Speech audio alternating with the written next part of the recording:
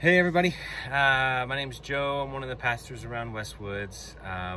Just giving you a little update on what it means in this culture to continue doing ministry as a family, as a neighbor, and as part of a larger church community.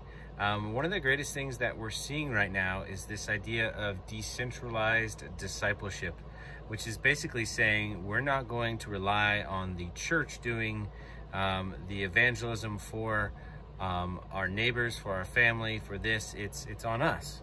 And that's a really cool thing because that's how we're supposed to live as a community of Christians anyways. And I think we have become comfortable. I think Westwoods does a pretty good job. That's why I hang my hat there of embodying this idea of decentralized discipleship. But I think the American church has become very comfortable with allowing a pastor to do all the work and have these amazing worship sessions and being okay checking in and checking out. Maybe being a part of a small group, but for the most part, checking in and checking out. And I think, again, like I just said, I think Westwoods does a great job at this, but more than ever, we are being challenged to do an amazing job, not just a good or great job. And I think that all comes down on the individuals, the family units, the households, our neighborhood friends, and maybe our extended family. So it all counts. I've talked about this before.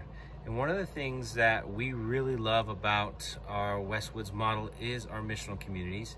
And we've moved into this idea of an unplugged missional community, which is the organic groups that are popping up in households around the Denver area, and I know around the world and other places as well.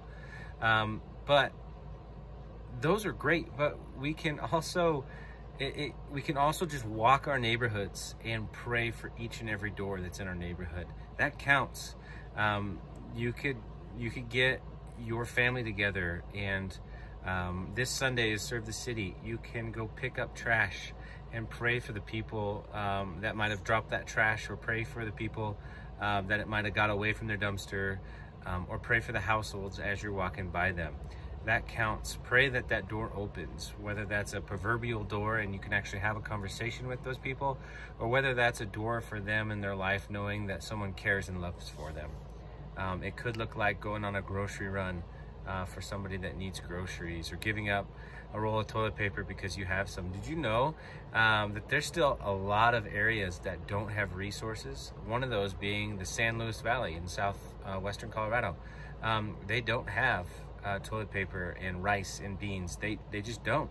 And so yeah, we could send all that stuff overseas, but there's people right here in Colorado that don't have that. And so there's still a ton of need.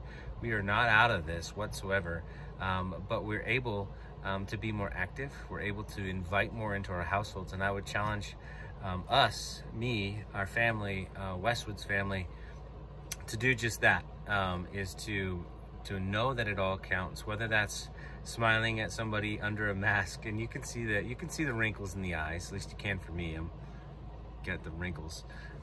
People know when you're happy, and people more than ever will say yes to a conversation because they're dying for personal and like community interaction more than they ever have. And so we have been given a gift with this isolation to be able to have people crave community.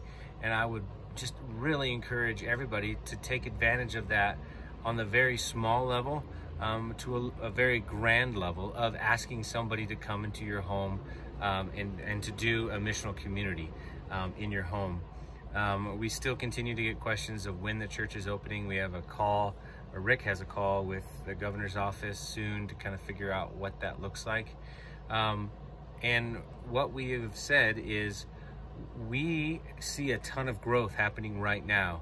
And if we don't stop and see that and capitalize on maybe some of the slow down gift, personal, decentralized discipleship that has happened, then we're just going to jump back into a bunch of programs. We're going to jump back in to running this rat race called life in general, and we're going to miss it.